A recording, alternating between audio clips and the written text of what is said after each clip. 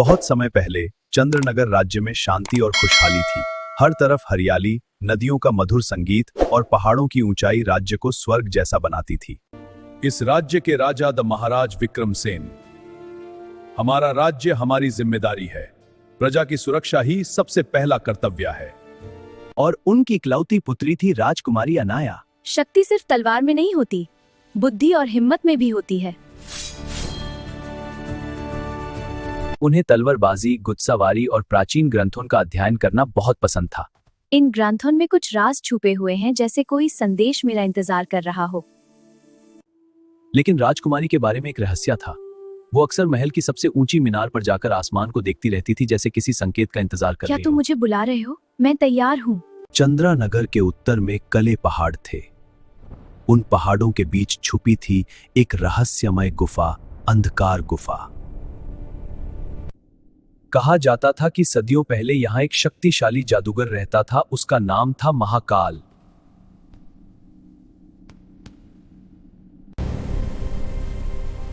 मैं हूं महाकाल, अंधकार का स्वामी।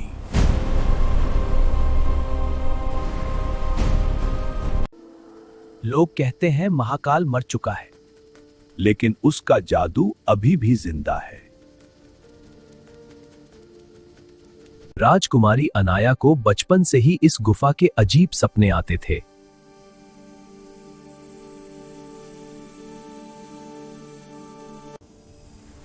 समय आने पर तुम लौटोगी। कौन हो तुम? मुझे क्यों बुला रहे हो?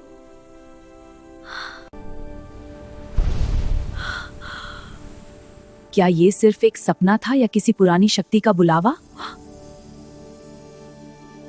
एक रात अचानक आसमान में भयानक तूफान आ गया। बिजलियां चमक रही थी और महल की दीवारें कांप रही थी।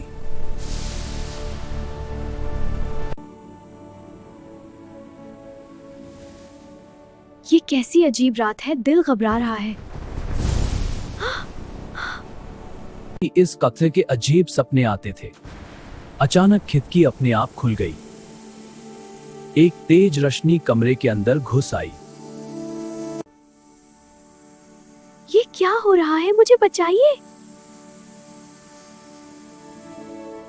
और फिर राजकुमारी गायब हो गई। महाराज, रात को हमने उत्तर दिशा में काले पहाड़ों की तरफ एक रहस्यमयी रोशनी जाते देखी थी।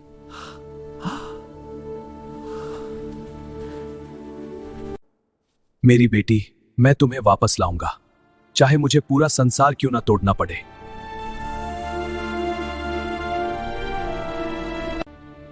चंद्रनगर के पड़ोसी राज्य सूर्यागाद से एक युवा और वीर राजकुमार निकला। उसका नाम था आरव। अनाया सिर्फ चंद्रनगर की राजकुमारी नहीं, वो मेरी बचपन की दोस्त है।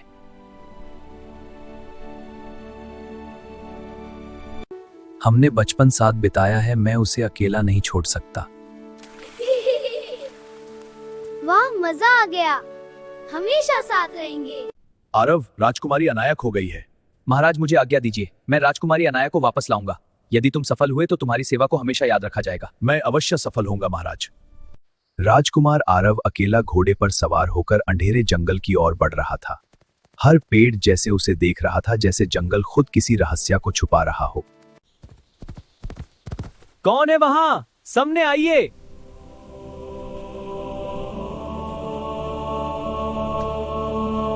राजकुमार आरव जिसे तुम ढूंढ रहे हो, वो कैद नहीं है, वो जाग रही है। ये आप क्या कह रहे हैं? राजकुमारी खतरे में है।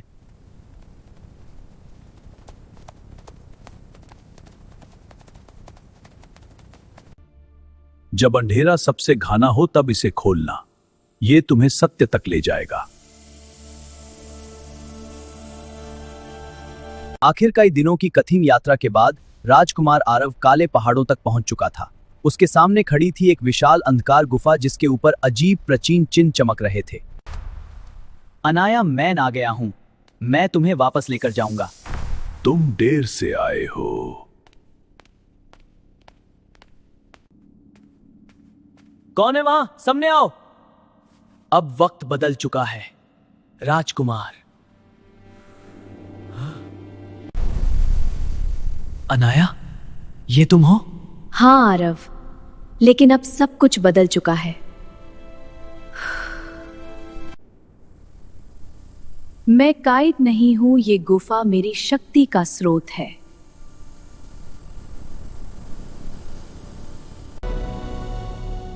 अनाया, तुम क्या कह रही हो? ये सब क्या हो रहा है?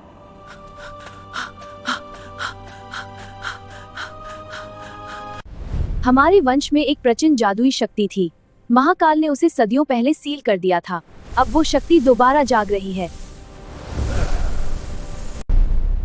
लेकिन उसके साथ एक और खतरा भी जाग रहा है।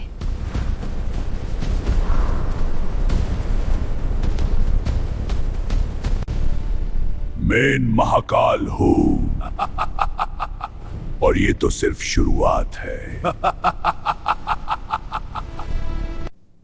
गुहा की दीवार अचानक एक विशाल चित्रपात की तरह चमकने लगी। समय अपने आप पीछे लौट रहा था। सदियों पहले का चंद्रनागर, एक शक्तिशाली और समृद्ध राज्य।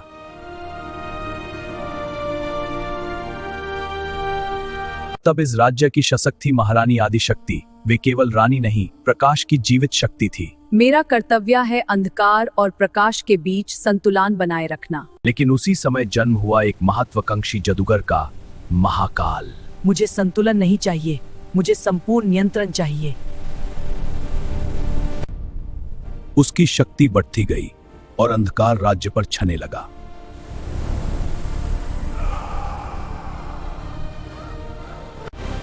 आदिशक्ति, तुम मुझे रोक नहीं सकती। जब तक प्रकाश जिंदा है, अंधकार जीत नहीं सकता।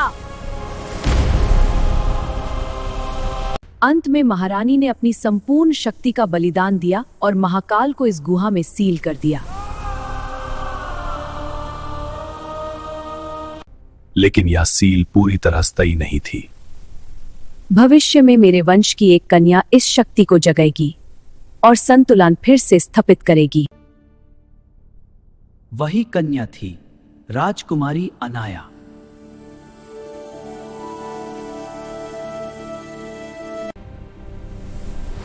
अनाया, तुम्हारी शक्ति मुझे आजाद करेगी।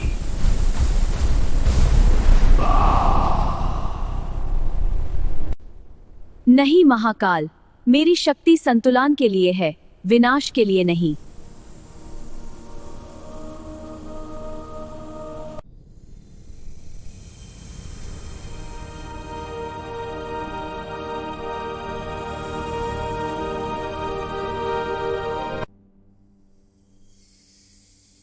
ये वही निशान है जो गुफा की दीवारों पर था।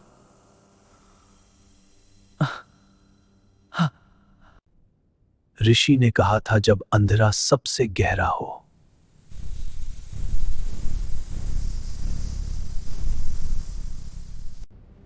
You cannot stop me, Anaya. My darkness is eternal. ये अंधकार कभी जीत नहीं सकता। Don't go, little swine. एक विशाल काली ऊर्जा का गोला फेंका। आरव, ये सिर्फ शुरुआत है, वो अभी पूरी तरह जागा नहीं है। तो फिर हमें तैयार रहना होगा।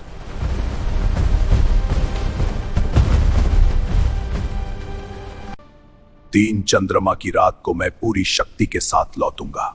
और फिर अंधकार धीरे धीरे शांत हो गया, लेकिन खतरा अभी खत्म नहीं हुआ था। 3 चंद्रमा आया, इसका क्या मतलब है? साल में एक बार असात शक्ति भी अपने चरम पर होती है और महाकाल की भी। वो रात 3 दिन बाद है। और वो रात? तो हमें सिर्फ 3 दिन मिले हैं। नहीं आरव, हमें 3 दिन नहीं मिले, हमें सिर्फ 3 रातों का साहस मिला है।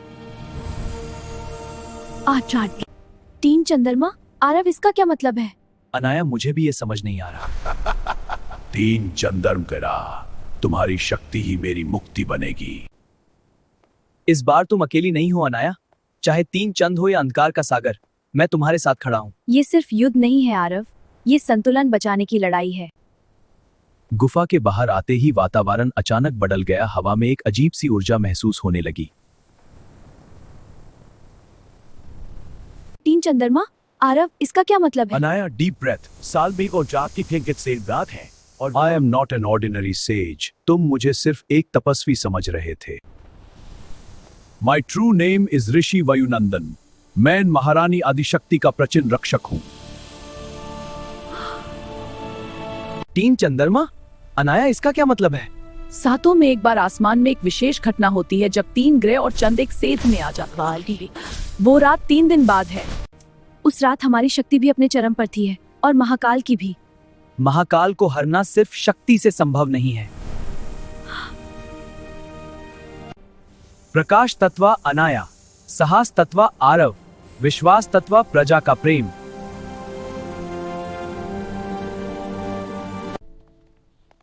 अनाया, मेरी बेटी, तुम वापस आ गई हो।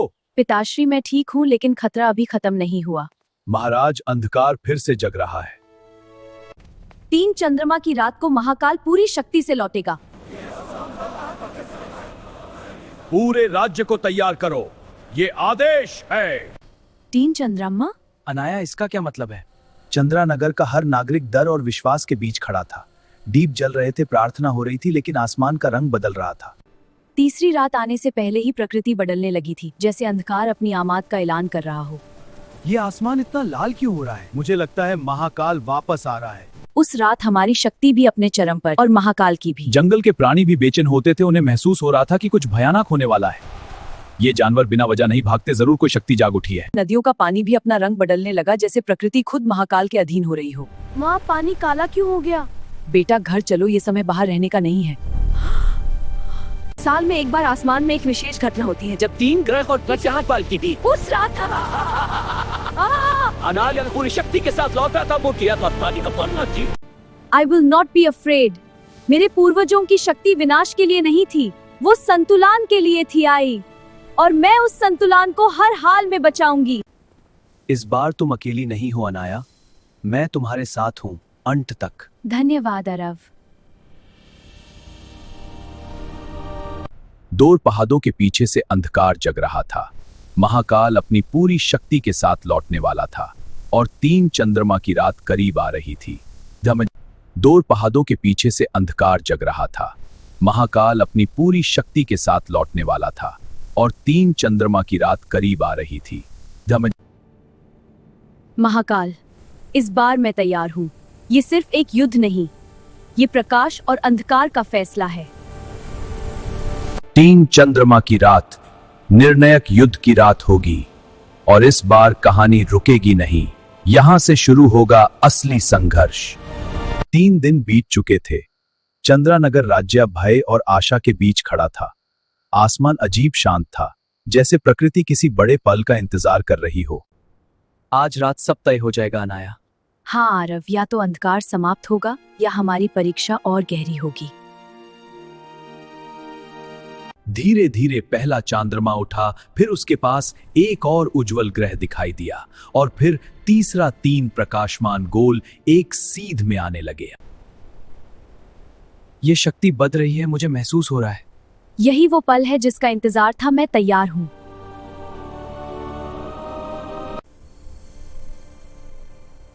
मैं डर नहीं रही आरव, क्योंकि सच्चाई का प्रकाश कभी नहीं हारता।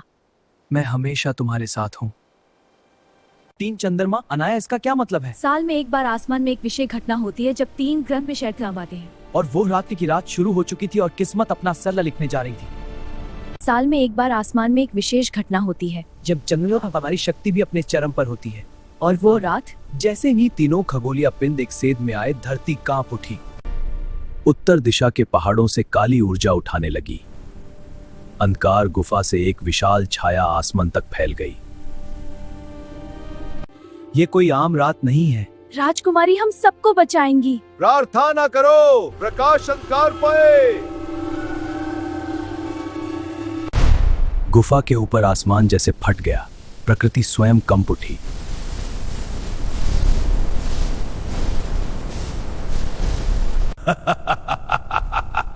समय आ गया है। इस रात का इंतजार मैंने सदियों तक किया है। जो आज फैसला होगा आरव, या तो अंधकार खत्म होगा या हम। मैं तुम्हारे साथ हूं अनाया। आज हम डर को हरा देंगे। याद रखो, शक्ति अकेली विजय नहीं देती, संतुलन ही असली जीत है। मैं संतुलन को टूटने नहीं दूंगी।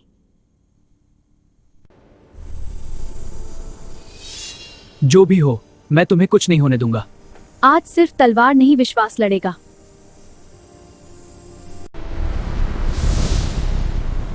अनाया, तुम्हारी रोशनी आज मेरे अंधकार में समा जाएगी।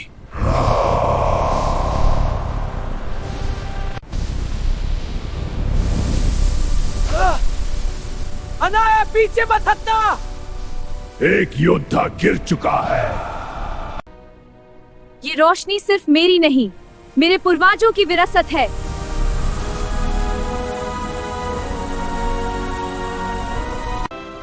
अंधकार को कोई मिटा नहीं सकता। अंधकार को मिटाया नहीं, संतुलित किया जाता है।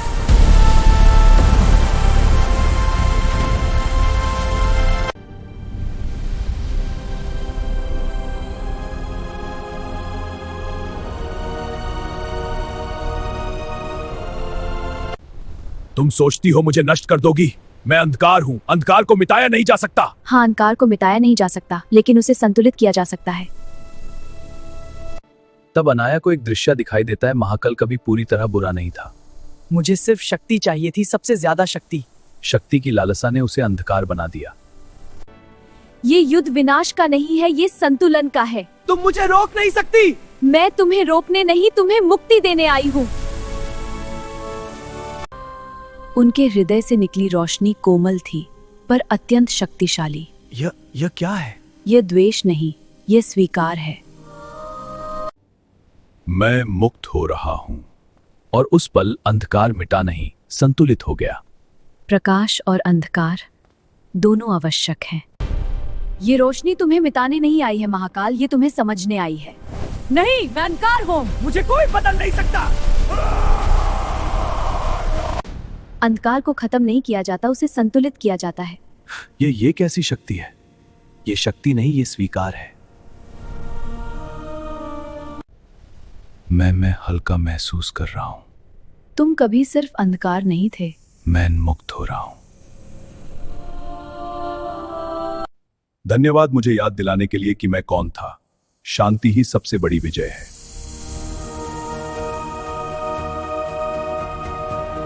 अंधकार गुहा की देवरें अब बदल रही थी। काले निशान सुनहरे प्रकाश में ढल गए। राज्य में एक नई रोशनी फैल चुकी थी। तुमने उसे नष्ट नहीं किया।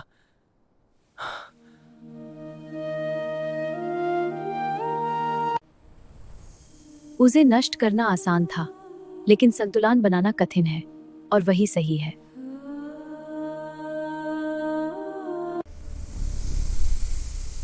आज तुमने अपने वंश की सच्ची शक्ति को सिद्ध कर दिया है। इस रात के बाद अंधकार कभी वैसा नहीं रहा। प्रकाश और संतुलन ने एक नई कहानी लिख दी। चंद्रानगर में एक नई सुबह का जन्म हुआ था। अंधकार की रात बीत चुकी थी और प्रकाश ने पूरे राज्य को अपनी गोद में ले लिया था। नदियां फिर से स्वच्छ हो चुकी थी। प्रकृति ने जैसे रहत की सांस ली हो। हर पेड़, हर पंख और हर फूल में जीवन वापस आ गया था।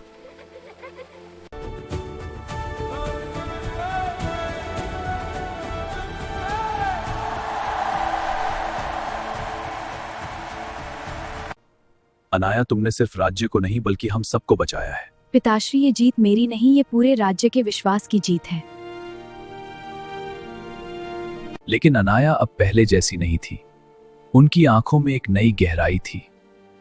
उन्होंने सिर्फ युद्ध नहीं जीता था, उन्होंने अपने अंदर के अंधकार को समझा था। मैं प्रतिज्ञा करती हूँ कि प्रकाश और अंधकार के बीच हमेशा संतुलन बनाकर रखूंगी। मैं प्रतिज्ञा करता हूँ कि साहस और सच्चाई से इस राज्य की रक्षा करूंगा। हर वर्ष 3 चंद्रा की रात को हम अपने अंदर के अंधकार को पहचानेंगे और उससे मिटने की नहीं, उससे समझने की शपथ लेंगे। हम संतुलन की प्रतिज्ञा लेते हैं। अनाया, क्या तुम्हें लगता है अंधकार फिर लौटेगा? अंधकार कभी पूरी तरह जाता नहीं आरव, लेकिन जब लोग जागरूक होते हैं तो अंधकार कमजोर पड़ जाता है। संतुलन ही असली शक्ति है। और जब तक हम साथ हैं, राज्य सुरक्षित है। 3 चंद्रमा की रात एक परंपरा बनी और चंद्रनगर में एक नई कहानी शुरू हुई। अब अंधकार गुफा दर की जगह नहीं रही, वो ज्ञान का स्थान बन चुकी है।